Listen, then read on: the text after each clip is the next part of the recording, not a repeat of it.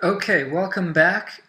We are in the third session of our 32-session Introductory Biostatistics course. These sessions are all meant to be 45 minutes long, but there's going to be some variability, just like there is in all things we've learned now, having studied standard deviations and variances. In particular, I think this lecture will probably be one of the more difficult ones because the topic is probability. And so we might go a little bit over those 45 minutes, but hopefully some of the stated tutorials will be a little shorter, so that on average we run about 45 minutes per session. Okay, so today we're going to talk about, as I said, probability. That's going to be the main topic. There's so much to be said about probability, so this will just be a gentle introduction. And then we'll talk about, within probability, we'll talk about conditional probabilities, conditional probability, and we will also talk about two of the more famous distributions in statistics. One is the binomial distribution, and the other, which is the most famous, is the normal distribution. So sometimes called the Gaussian distribution or the bell curve or things like that, but the normal distribution is certainly the most common name. Okay. So we want to be able to understand different types of probabilities, the concept of conditional distribution, the binomial, and the normal distribution. Okay, so what is probability? Probability is something that's critical for anyone to understand biostatistics or statistics in general. So we're going to talk about the basics today, and it might move a little quickly, but again, this is where you can take advantage of the video and distance learning format of this course. If anything is covered too quickly, you can always rewind and take a second listen. So this will be one of the more difficult lectures, but hopefully we can make it through. So what are some examples of probability that we encounter in our normal everyday life? Well, someone might say there's an 80% chance of rain tomorrow. That's a probability, an 80% chance. Or someone might say Botswana is favored to win the African Cup of Nations soccer tournament. That would be kind of a gambling odds example of probability. And in medical research, which is what we're here to do, we often see p-values. If you read any quantitative medical research paper, almost all of them will have p-values, or they'll report a relative risk, or they'll talk about a diagnostic with certain sensitivities and specificities. These are all probabilities.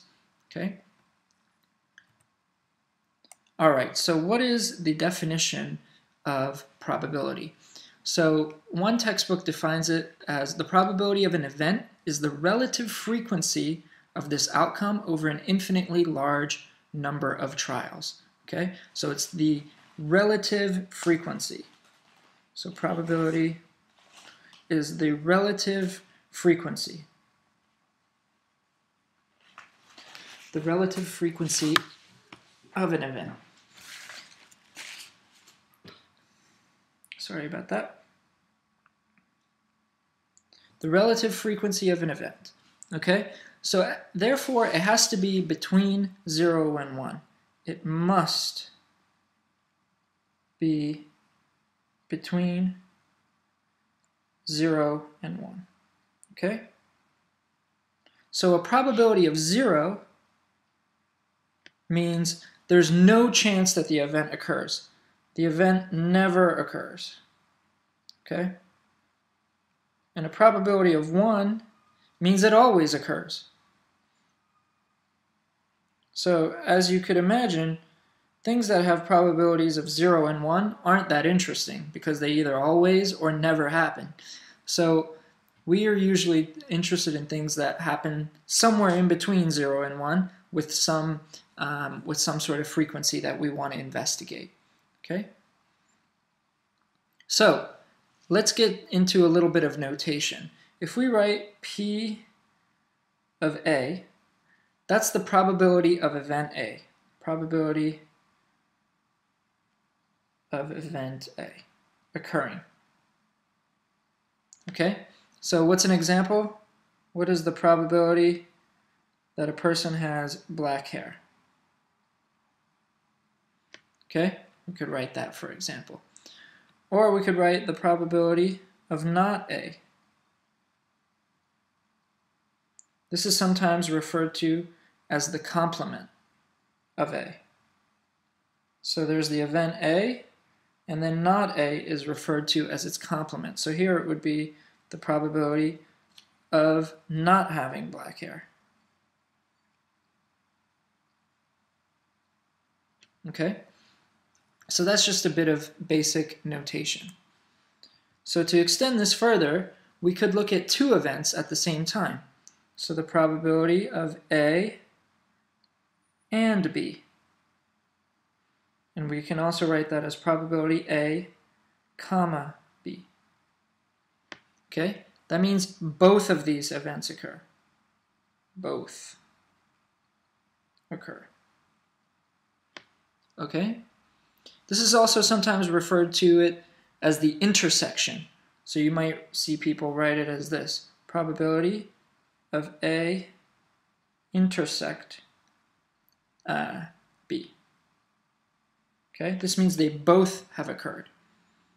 Okay, we could also say, what about the probability of A and or B? Okay, so the probability that either A occurs or B occurs or both. Before we were in an and situation, now we're in an or situation. This is sometimes called the union. Remember here we called it the intersection because both of them had to occur. Here only one or the other, so the union. So we can write it as P, probability of A, union B. Okay? So we might say, what is the probability that a person has blonde hair and or blue eyes? So this will include people who have blonde hair, people who have blue eyes, and people who have both. Okay. All right, so a good way to summarize this is through a Venn diagram. So let's take a look at a Venn diagram here. Okay. So this yellow circle here could represent the event of having blonde hair. Okay, while the blue circle represents having blue eyes. Okay, so that means that this green part in the middle, the intersection, is for people who have blonde hair and blue eyes, because they're in the middle, whoops, and they have both blonde hair and blue eyes. Sorry, I'm missing this eyes. Okay, so that's a Venn diagram, a good way of representing events in probability notation. Okay, so now we can move on to conditional probability. So conditional probability just refers to, the definition is, given that some event has occurred, what is the probability of a second event? So that means in conditional probability, we're restricting the sample space by requiring that a specific event occurs. Okay, so what are some examples? Just kind of carrying on with the examples we've been using, we could say, given that a person has blonde hair, what is the probability that that person has blue eyes? Or we could say, given that it's raining today, what is the probability that it will rain tomorrow? Or, given that I want Botswana to win the African Cup of Nations soccer tournament, what is the probability that they will win it? This is called conditional probability. And the way we write it, the notation is probability of A given the straight line given B. Okay, so that's how we write it. And we read it as probability of A given B. And this turns out is equal to the probability of A and B over the probability of B. Okay? So you can see here the denominator is the probability of the event B, which we know has happened.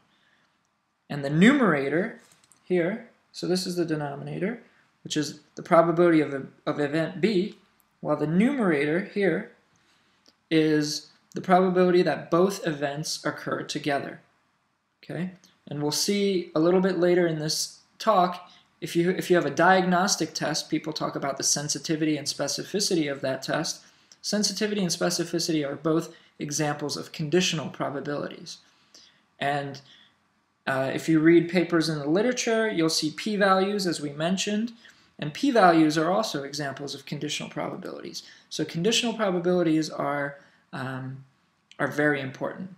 Okay? All right. So let's go back to our example from before of the Venn diagram here with the blonde hair and the blue eyes. Okay? So suppose we're interested in the probability of having blue eyes given that you have blonde hair. Okay? So in terms of the Venn diagram, we're conditioning on having blonde hair.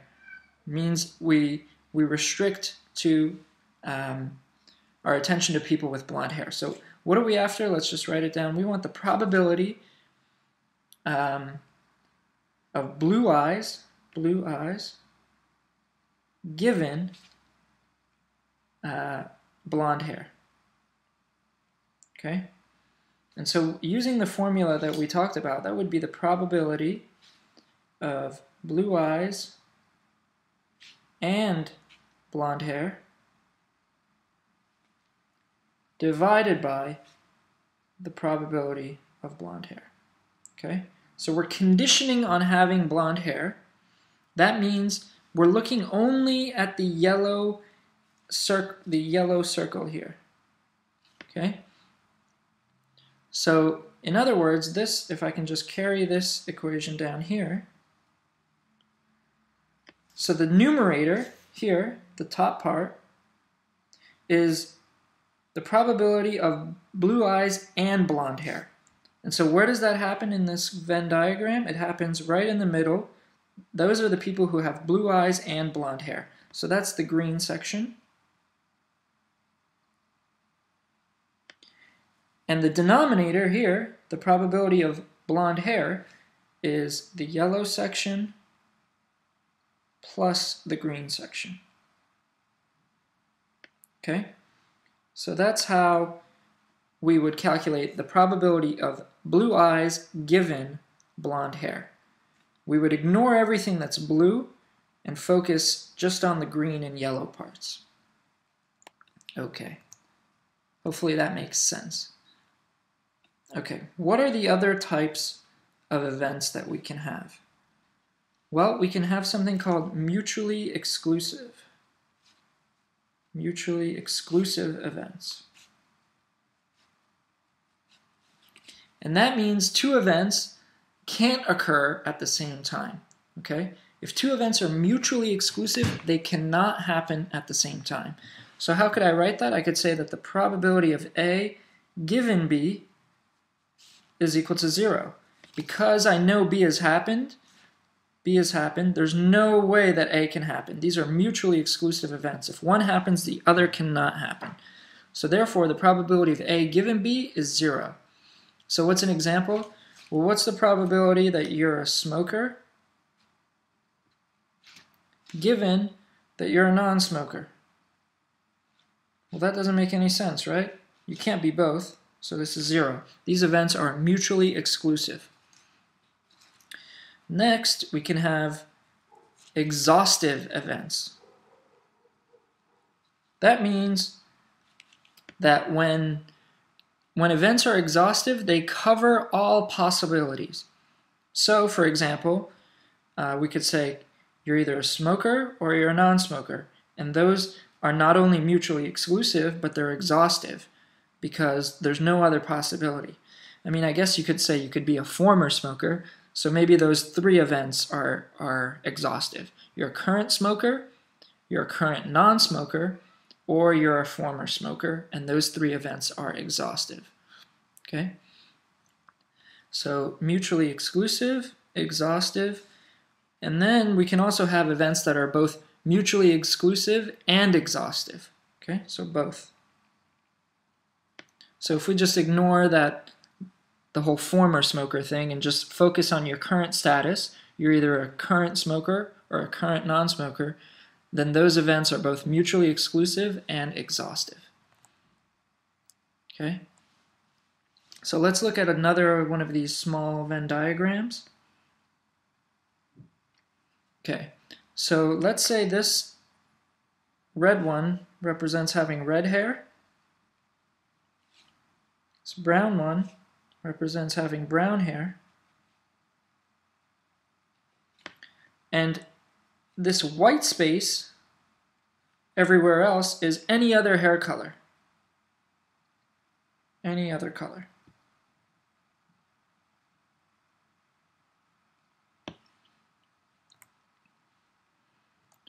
So these 3 events are mutually exclusive because you'll see there's no overlap between them. You can't have red and brown hair or red and black hair. You have one or the other. And they're also exhaustive because they cover all possible events. You either have red hair, or you have brown hair, or you have some other color, and that's it. Those are all the possibilities. So we could write probability of red hair, plus probability of brown, plus probability of other equals to 1. So that means it's either red or it's brown or it's another color, and that's it. That's all possibilities, therefore these events are exhaustive. Okay. So we can also have what are called independent events. Remember, we talked about events being mutually exclusive. Those are not independent because if one happens, the other one necessarily cannot happen. But when we talk about independent events, that means that the occurrence of event B does not affect the probability of A. Okay? So if I know that B happened, it doesn't tell me anything about A. So how do we write that in mathematical notation? Well, we say the probability of A given that B has happened is just the probability of A. The fact that B happened here doesn't tell me anything about A. Okay? So therefore it's just the probability of A. Okay? So what's an example? So what is the probability that a coin toss, that my second coin toss 2, is heads, given that coin toss 1 is tails? Okay, well that's just equal to the probability that coin toss 2 is heads. So you can see the fact that the first coin toss was tails didn't tell me anything about the second coin toss. As a result, these 2 events are independent. Okay?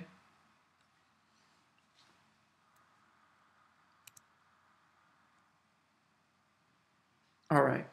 So let's look at some examples. Is having eye color independent? Is having a certain eye color independent of a certain hair color? Okay. So suppose the probability of blue eyes is 1/6. Just kind of making something up. And then the probability of blue eyes given blonde hair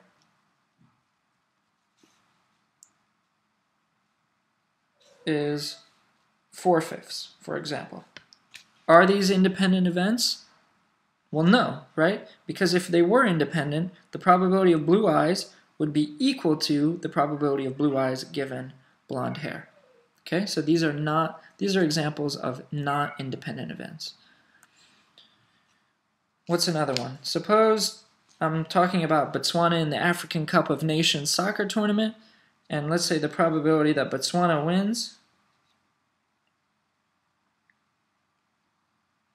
is equal to half, 0.5.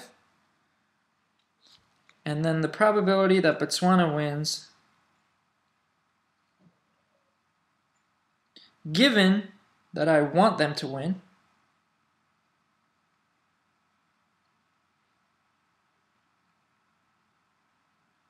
is equal to 0.5. Well then, yes, these two events would be independent because the fact that I want them to win didn't change the probability at all. Okay, so these would be called two independent events. Okay, so far we've talked about, just to summarize quickly, we've talked about events being mutually exclusive. That means when one happens, the other cannot happen.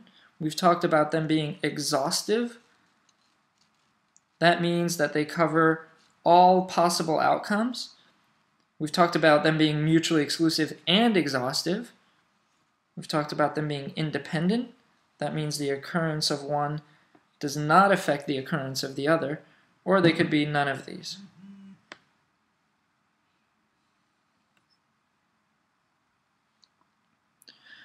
Okay, so remember we were saying, what about diagnostic tests? These are very important in medical research.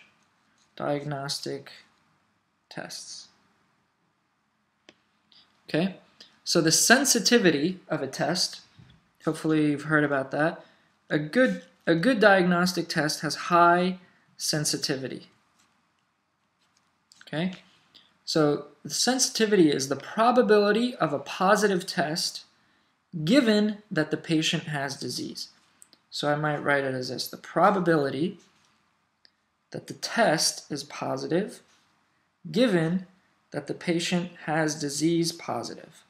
Okay, so now you can immediately see that the sensitivity is a conditional probability. It's the probability that you get a positive test given that you have the disease. And a similar concept is that of specificity. And that's just kind of the flip side of it. What is the probability that your test, your diagnostic test, comes back negative given that you don't have disease? So these are correct outcomes, right? This is why we want both high sensitivity for our tests and high specificity, because these are the correct outcomes from the diagnostic test. Here, someone has the disease, and the test says, hey, you have the disease. And here, someone doesn't have the disease, and the test says, hey, you don't have the disease. Okay? So then, those are the correct decisions. What are the incorrect decisions? Well, we could have a false positive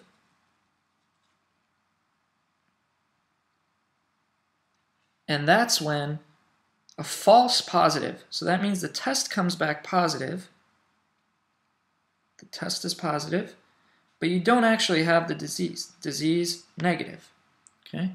And similarly, we can have false negatives,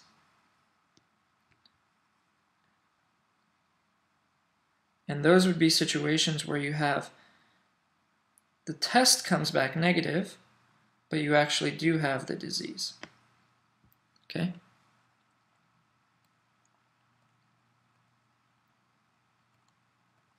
All right, so let's do a test of our understanding. Suppose I have, so which of these sum to 1?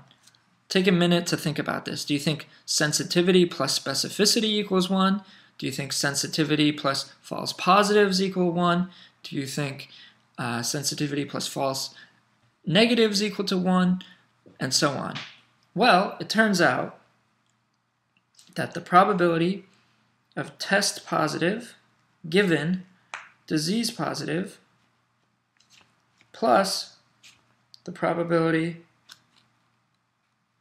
of test negative given disease positive is equal to 1. Okay, so you can see here, so this is this one is sensitivity,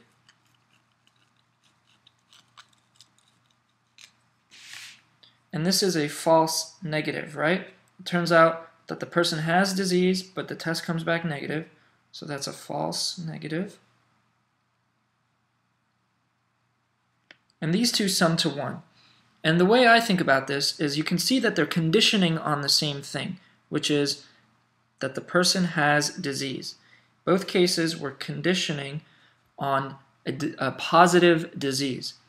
So if you have the disease, your test is either going to come back positive, as it does here, or your test is going to come back negative, as it did here. Okay, so it's one or the other.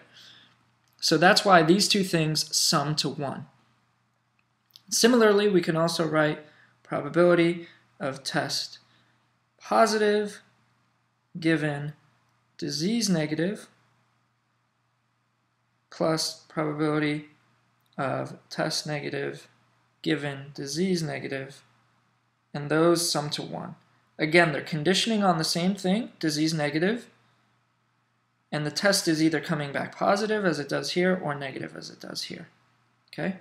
And so here this is a false positive. Oops. And this is specificity. Okay? All right.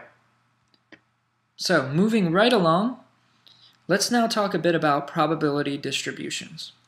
Okay?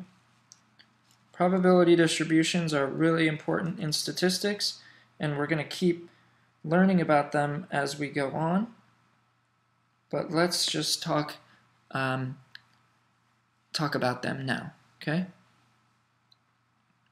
So we often in medical research assume that the probability of event follows a specific probability distribution. Okay? And these distributions describe the probability of an event with a small number of parameters. Okay?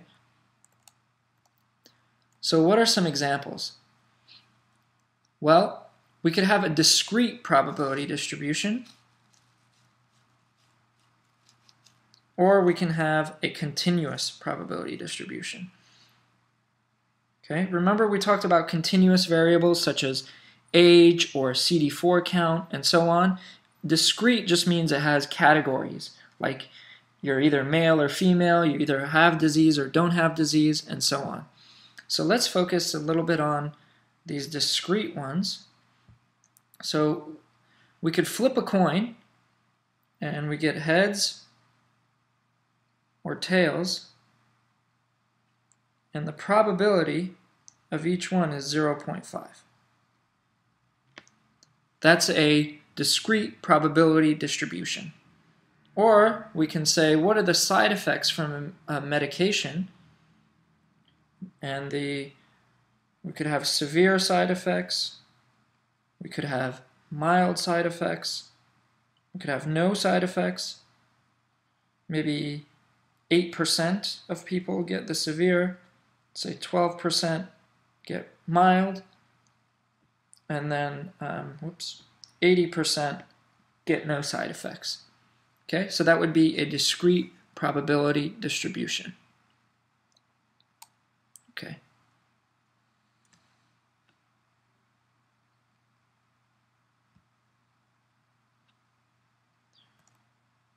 All right. So what's an example of a discrete probability distribution? Well, the most famous one is called the binomial distribution.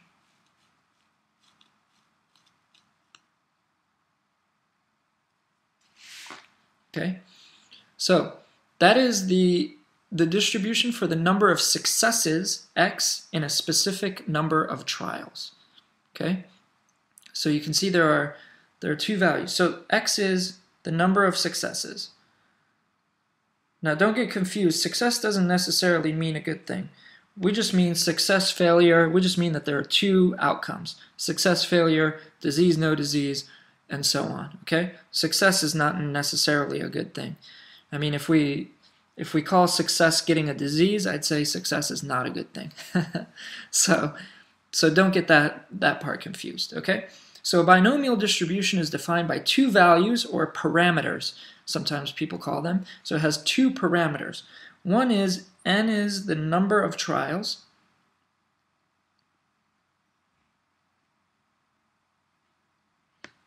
and p is the probability of success.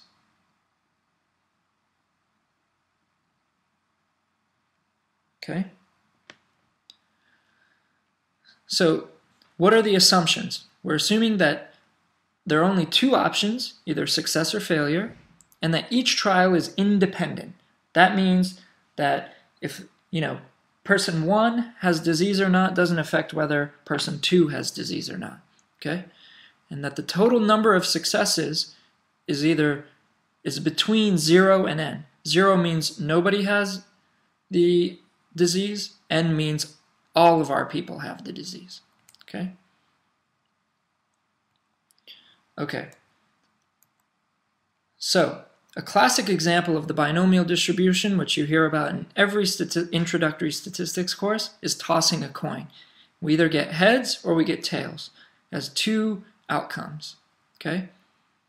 So that means, and if it's a fair coin, then the probability of tails is equal to 0.5, and the probability of heads, there are only two outcomes. I could call it as the 1 minus the probability of tails, and that's also equal to 0.5. Okay? So suppose we were to flip a coin twice, and we want to compute what is the probability of 1 tails. Okay? Now we're flipping a coin twice. So we can write out all the different scenarios, okay? Or the outcomes for flipping a coin twice. We could get heads on the first toss and then heads on the second toss. Or we could get heads on the first toss and tails on the second toss. Or we can get tails on the first toss and heads on the second toss. Or we can get tails on both tosses. Okay? And so to compute the probability of these events, remember we said the probability of either heads or tails was 0.5. So here it would be 0.5 times 0.5, or 0.25. And the same thing would hold for all the rest of these, because these are independent events. The outcome of the first one does not affect the outcome of the second one. And now we've listed all possibilities for two coins being tossed, or one coin being tossed twice, I guess. Okay? So those are the possible outcomes. So now if we translate this to the number of tails,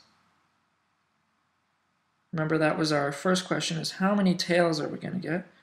Number of tails. Well, it turns out we can get 0 tails, 1, or 2. Okay? So when do we get 0 tails?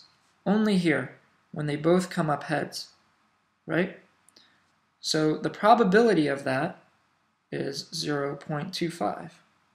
When do we get 1 tails? Well, either of these. These two both give us 1 tails. So we add up 0.25 plus 0.25, and that's 0.5.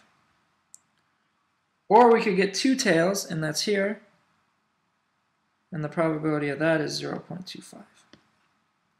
Okay? So you see we can describe all the possible scenarios. Okay? We can list all the possible events in this outcome. But, as you can imagine, it becomes more and more difficult to list all the possibilities as the number of events increases. Here we only had, we were only tossing a coin twice, so it was very easy for us to list all 4 of these possible outcomes. But if we were to repeat this coin tossing 1,000,000 times, it would be really hard and would take a long time to write out all the possibilities. That's where we need a formula for computing certain probabilities of interest. Okay, so what is that formula? That is the binomial formula. So what does it look like? It looks like this. The probability that big X represents a random variable, okay? So don't get confused by the notation equals little x. Again, if this is confusing here, don't worry because it'll make sense through an example. The probability that big X, the random variable, equals little x, that's a specific number.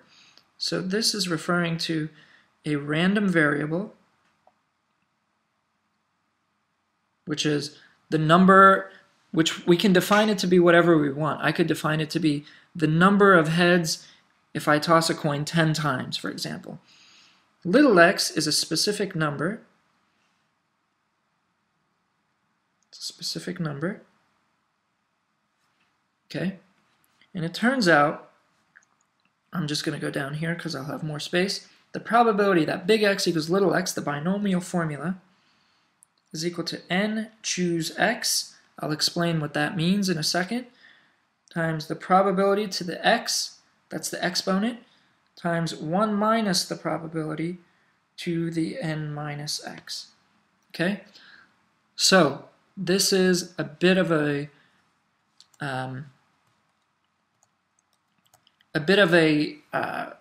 intimidating formula, but if we break it down, it won't be that intimidating. So what is this part? This part is n choose x. Okay? This corresponds to the number of ways you can get x successes out of n trials. Okay? So what do we mean by that? Let's go back to our previous example. Remember here we talked about what is the probability of the number of tails being 1. And there were 2 different ways, we said here, that we could get 1 tails. We could get heads first and then a tails, or we could get tails first and then a heads. Okay? So this n choose x piece tries to add up the number of different ways the same outcome can happen. So it turned out we could get 1 tails in 2 different ways. And that's what this n choose x piece does. Okay? So n choose x, as it turns out, is equal to n factorial over x factorial times n minus x factorial. And so when I write n factorial, lots of notation here, I apologize for that, n factorial is just equal to n times n minus 1 times n minus 2 times all the way back times 1. Okay? So what would 3 factorial be, for example? 3 factorial doesn't mean that the 3 is excited because it has an exclamation point after it, so don't get confused. It's not an excited 3, it's 3 factorial. So 3 factorial would be 3 times 2 times 1, or 6. And 4 factorial, similarly, would be 4 times 3 times 2 times 1, or 24. Okay? So that's part of our formula. Okay? So that's part of the binomial formula. It's just trying to count the different ways that the same outcome can happen. Okay? All right. So let's look at some examples of binomial distributions. So what about a binomial distribution with n equals 10? Remember, n is the number of trials, and p equal 0.5. Remember, it's these 2 parameters that describe the binomial, n and p. So here I'm saying I'm repeating an experiment 10 times, and the probability of success is 1/2. So this might be flipping a coin 10 times, for example. So what is the distribution for something like that look like? Okay. So let me pause here. Okay. So suppose we're looking at a binomial, sorry about the break. We're looking at a binomial with 10 trials and a success probability of 0.5. So in other words, one example of this would be if we were to flip a coin 10 times, what do the possible outcomes of that look like? Well, they look like this. So this is the number of successes, and again, this one, since it's a success probability of half, it could be either tails or heads. Let's just call it tails. So if you toss a coin 10 times, you expect to get 5 tails, and that's why you can see 5 has the biggest probability. But again, you could get 0 over here, tails, or you could get 10 tails. Those are extremely unlikely, but there's a chance that that could happen. And so this is the distribution of the number of tails if you were to flip a coin 10 times. And you can see it looks pretty normal. Okay, it has this bell-shaped curve here. Okay, so even though we started with a discrete distribution, we wound up with something that looks kind of normal. Okay, and so that'll be important going forward. All right, so now what if instead of here we had a binomial with n equals 10 and a success probability of 0.5? What if we instead move to a binomial again, but now with n equals 30, that means we're repeating something 30 times, and the probability of success now, instead of being half, is 10%, 0.1. Suppose this is the number of left-handed people, for example. Suppose 10% of the population is left-handed, and the other 90% is right-handed. And we select 30 people at random, and we know 10 in the population overall, 10% of people are left-handed, and we select 30 of them. How many do we think are going to end up being left-handed? Okay. Well, it turns out that we could get anywhere from 0 to 30 left-handed people, but what does the distribution look like? It looks like this. Okay. So you can see the point with the highest probability, or the most density over here, is here's 0. 0 is there. You could get 0 left-handed people. You could get 1. You could get 2. But the highest bar goes to getting 3 people. 3. Okay? 0, 1, 2. Whoops. 2 and 3. Okay? So we expect to get something around 3 people with that are left-handed in a sample of 30. And you can see the line goes all the way out over to 30. We could get all 30 left-handed, but that's really unlikely. Okay. All right. So this is when there are 2 outcomes, heads or tails, left-handed or right-handed, disease or no disease. We talk about the binomial distribution. Okay? All right. So it turns out we can compute, remember the concepts we learned in the first lecture were mean and variance. Okay? So it turns out that we can compute the mean and variance for these different distributions as well. Okay? So what's an example? Let's use this example of 30 people with the probability of being left-handed being 0.1 or 10%, and how many lefties we expect. Okay? So for the binomial, the mean, or the expected value, which is another way of saying the same thing, the expected value, or the mean, is equal to n times p. Okay? And so if you remember our left-handed example, we had n was equal to 30 and p was equal to 0.1, and we said that the part of the graph that had the highest was 3.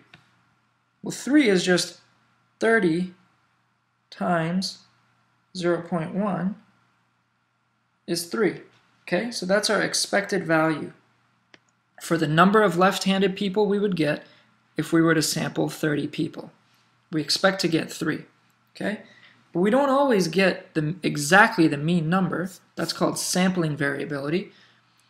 So we could also just calculate the variance. And it turns out the variance for a binomial is n times p times 1 minus p. Okay? And remember, if we wanted to get the standard deviation, we would just take the square root of that. So the standard deviation would be the square root of n times p times 1 minus p. Okay? And that gives us the spread that we saw here. Okay? So with these, there's spread here, right? So with these two formulas, we can get both the mean, or the expected value, and also the variance. Okay? So that was a whirlwind tour of the binomial. We could spend a lot more time on it. But what is a summary? The binomial distribution is appropriate for cases where we have independent trials. Independent trials. That means the result of my second coin flip is not impacted by the result of the first coin flip, or whether the 5th person is left-handed is not at all affected by whether the 12th person is left-handed. So these things are independent trials of dichotomous or binary outcomes. So there are only two possibilities. You're either left-handed or you're right-handed. You're either a man or a woman. You either have disease or you don't have disease. Binary, and this is also sometimes called dichotomous, same thing. Dichotomous outcomes, okay? So using the binomial distribution, we can calculate the probability of a specific number of successes out of a specific number of trials. And if you remember our formula, suppose we want to know the probability that x, where I've defined x, big X to be number of left-handed, number of lefties.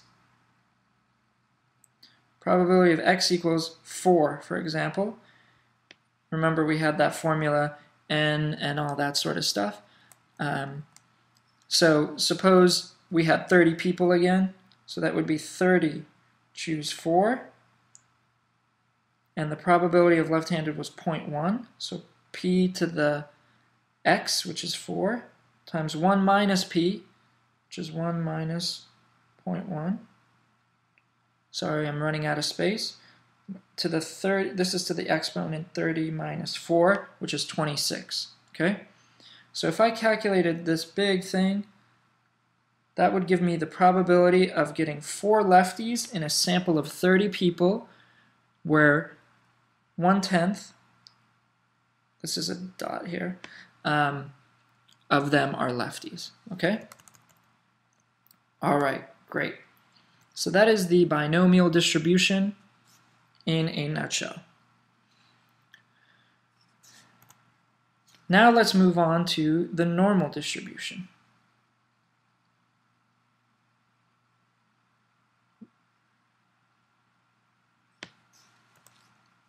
The normal distribution is the most important probability distribution in all of statistics. Okay, and we'll learn a little bit more about why that is, because the normal distribution comes up all the time.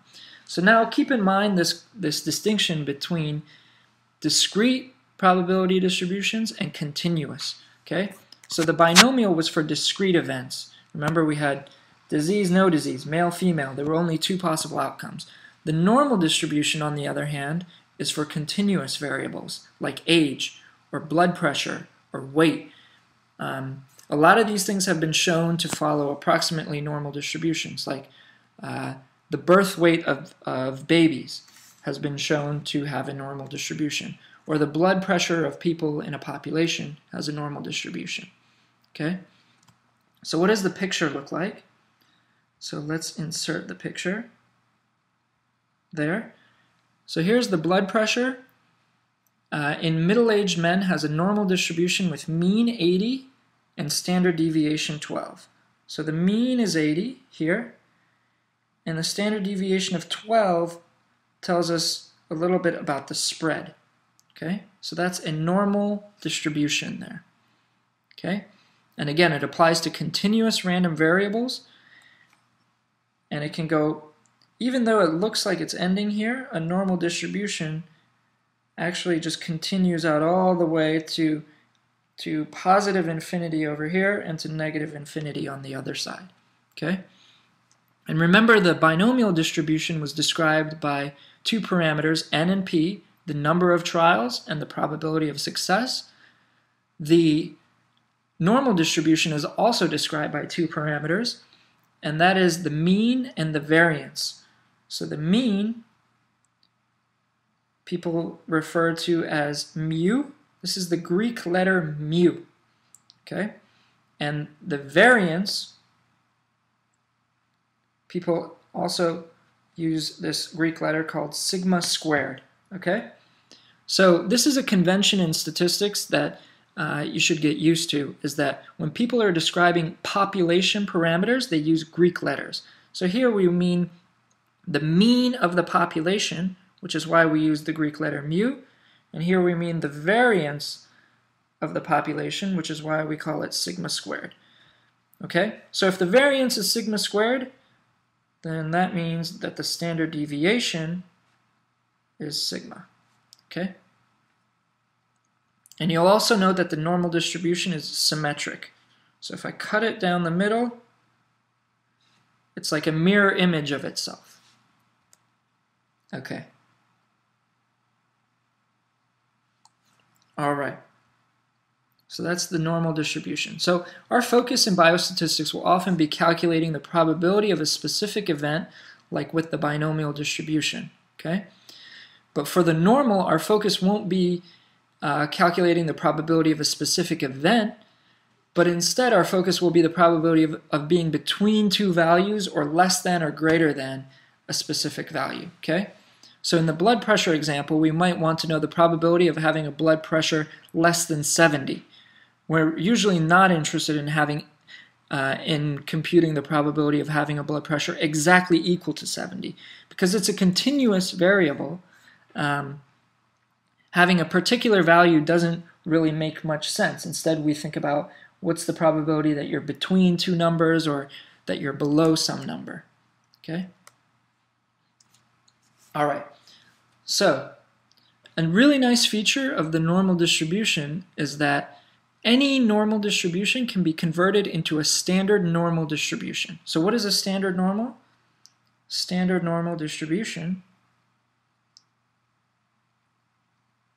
has mean. Remember, we said a normal distribution has 2 parameters, a mean and a standard deviation or variance. So a standard normal has mean equal to 0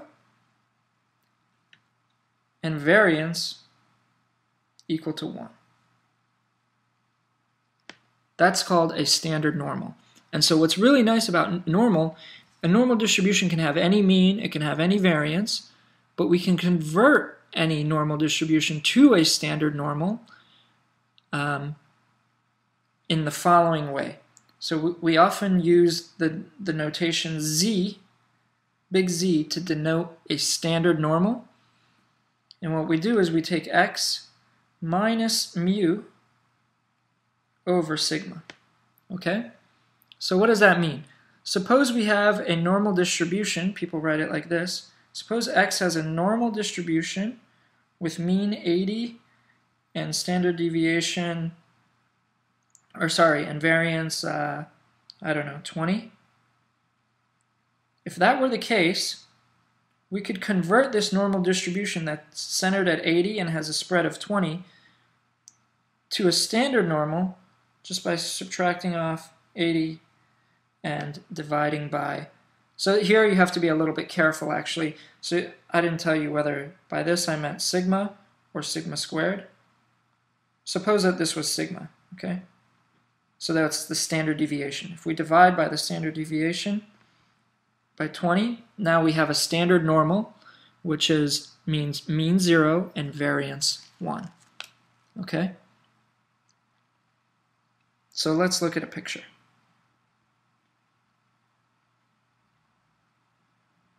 This is the standard normal distribution. Why is it? Because its mean is 0 and its standard deviation is 1. Okay? Mean is 0, standard deviation is 1. Okay? You'll notice for a standard normal, the variance is equal to the standard deviation is equal to 1, okay? Because the square root of 1 is just 1. So this is a standard normal. Mean 0, standard deviation 1, okay? So people often, when they're using standard normals, they'll often talk about z-scores or z-statistics and things like that. And so to calculate certain probabilities, we'll use the area under this curve, okay? So suppose we want the probability, this is a standard normal, we want the probability that z, that's our notation for standard normal, is less than or equal to 0. Okay, less than or equal to 0. So here, that means we're referring to this area. Okay, we want the area less than 0. Well, it turns out that's just 0 point, that's half in this case. But we can move to other examples which are a bit more interesting. Okay, so let's do that now. Let's pull up another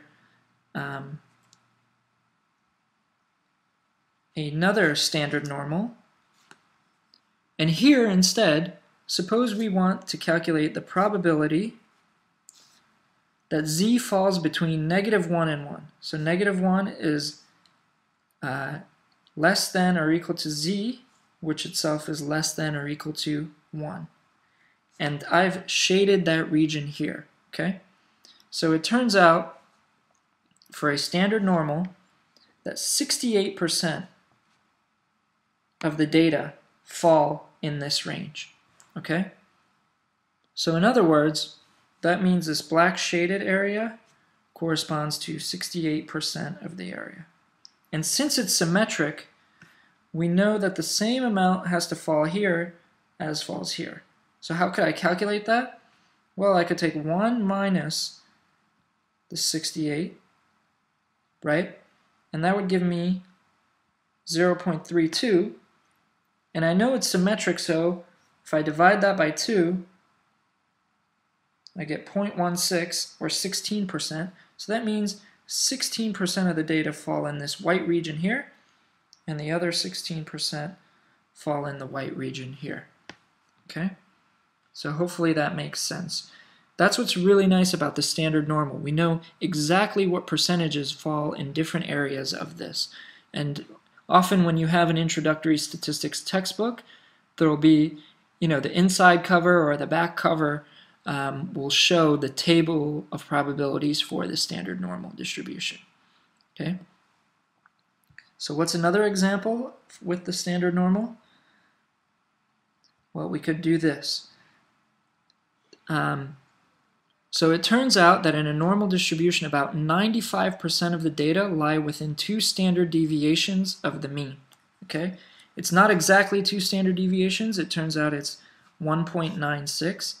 So that means the probability that z falls between -1.96 and +1.96 is equal to 0.95. So what do we mean by that? We mean that in this black shaded area is 95% of our data. Okay? and that these lines are actually going to 1.96.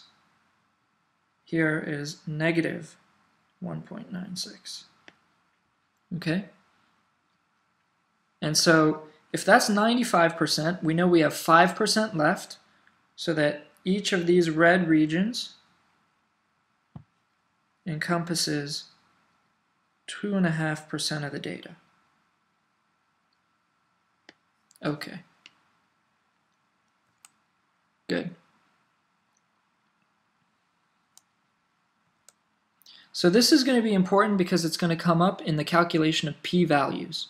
Okay?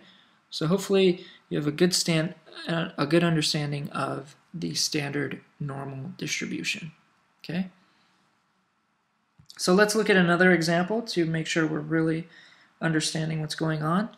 We can calculate the probability of any event now using what we've learned. Okay?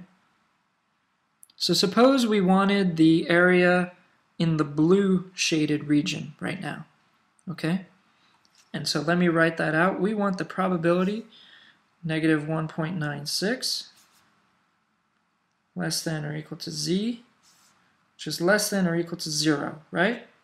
This refers to the blue shaded area. The blue here. Okay? Because negative 1.96 is here, 0 is here, and I want z to be in between them, and so that is just the blue shaded area. Okay. So how could I calculate that? Well, I could just say, well, it turns out that's equal to the probability that z is less than or equal to 0. Now, what is that? That's this entire piece from here all the way over, okay? So it's the blue plus the yellow. What I've written here, probability z less than or equal to 0, is the blue plus the yellow. I want just the blue, so that means now I have to subtract the yellow. So I go the probability that z is less than or equal to 1.96. Okay? And we know the probability that z is equal to or less than or equal to 0 is 0.5, so equals 0.5, right? Just because that's halfway. The blue plus the yellow is half. And we learned in the last slide that the yellow piece is 2.5%, so 0.25. So it turns out that the blue piece is equal to 47.5%. Okay? Good. All right, let's do one more example. Let me pull up a new picture. Here's a new one. What if we wanted to calculate the probability that's encompassed in this kind of light blue region here? Whoops. The light blue. Okay, so how would we write that? We would write, we want the probability to be greater than 1 and less than 1.96. So greater than 1, z is greater than 1, but less than 1.96. Okay? So that's the blue shaded area. And I can do the same thing that I did last time. That's equal to the probability that z is less than or equal to 1.96 minus the probability that z is less than 1. Okay? So what have I done here? I'm after the blue shaded area, but I've said I can calculate the blue shaded area if I first say, what is the blue plus the yellow, and then subtract the yellow. Okay? So here I'm referring to blue plus yellow, and here I'm referring to yellow. And by taking blue plus yellow minus yellow, I'm going to end at blue, which is what I'm after. Okay? So the blue plus the yellow we know is 0.975 because this area here is only 0.025 as we learned. And we can use a statistics book to tell us the area of the yellow, and it turns out that's 0.84. I wouldn't just know that, so don't get confused there. That a statistics textbook would tell us. So we can just subtract those and get 0.135. That means that the blue shaded area represents 13.5% of the data. Okay? And we could go on and do other similar sorts of examples. Okay. And again, remember, suppose x is a normally distributed random variable. We can always get back to a standard normal, which means mean 0, standard deviation 1, by taking x and subtracting off the mean, which we denote with the Greek letter mu, and dividing by the standard deviation, which we denote by the Greek letter sigma. Okay. So let's work an example of this. So let's say the distribution of blood pressure in middle-aged men, which we're going to call x. So x is blood pressure in middle-aged men.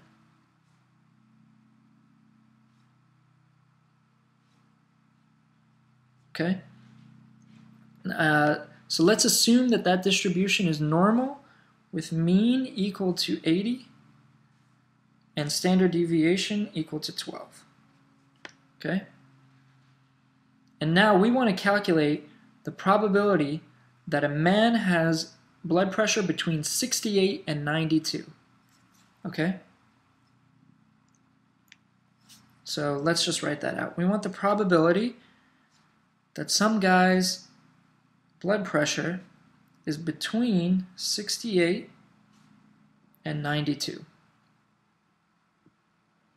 So what I'm going to do is first subtract off the mean and then divide by the standard deviation so that I can work with a standard normal. So this is equal to the probability of 68 minus 80 divided by the 12. So subtract the mean, 80, divide by 12, standard deviation. If I do that across the board, then I haven't changed anything in the equation.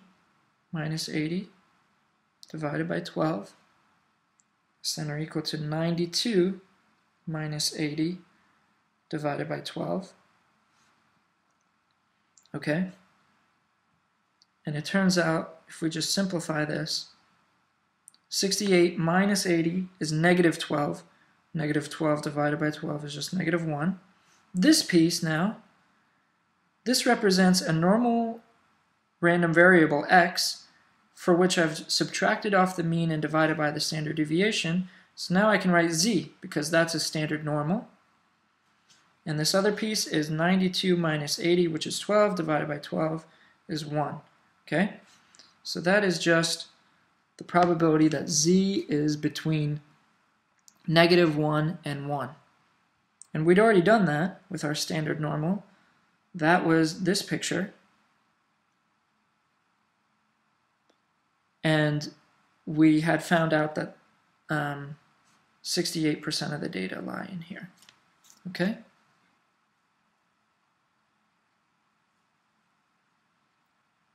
All right. So we can do another example.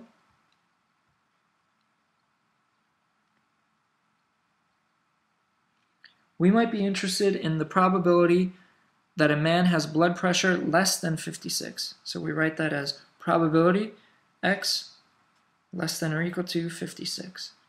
Okay, and we do the same thing.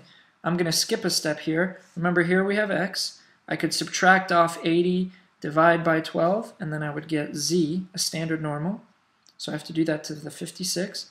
I have to subtract off 80 and divide by 12. Okay?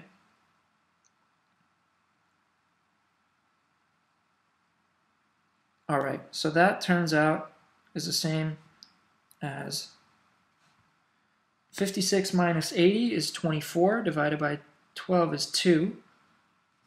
And if we use a stat book, because the stat book has tables for the standard normal, it doesn't have tables for the kind of normal that we're working with mean 80 and standard deviation 12. But it does have tables for the standard normal, which we've now converted to. It would tell us that this section here for z critical values less than 2 is 0.023, which means that 2.3% of men would have blood pressure less than 56. Okay, so just to really drive this point home, let's do yet another example. We might be interested on the other side. What is the probability that a man has blood pressure more than 100? So we write probability that x is greater than 100, and we can go through the same process. Well, that's just equal to the probability of z, I'm converting now quickly to the standard normal, is greater than 100. Subtract off the mean, 80, divide by the standard deviation, 12. It turns out that this now becomes probability of z greater than or equal to 1.67. Then I go to my stat book, and it tells me that the area that this encompasses is 4.8%, which is 0.48. Okay?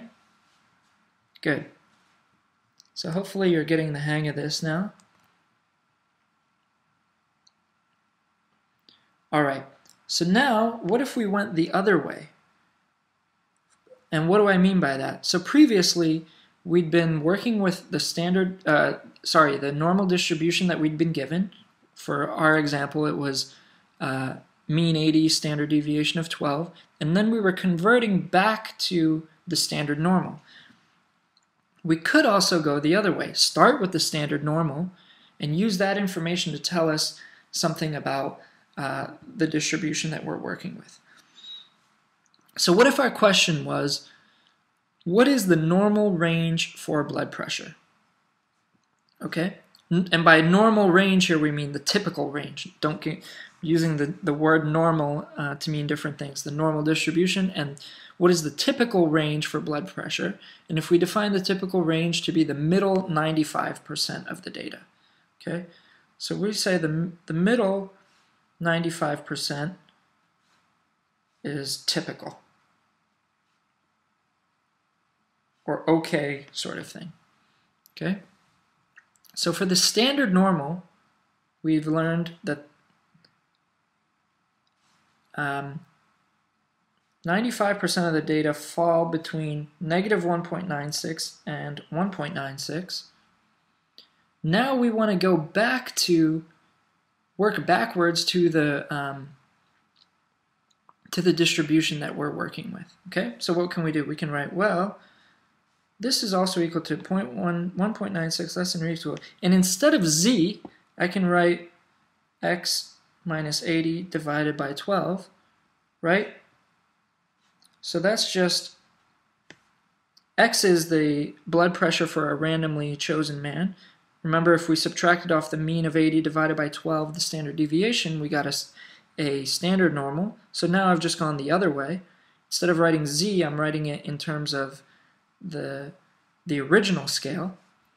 And now, what can I do? I can multiply both sides by 12, negative 1.96 times 12, less than or equal to, now this 12 is gone, x minus 80, less than or equal to 1.96 times 12.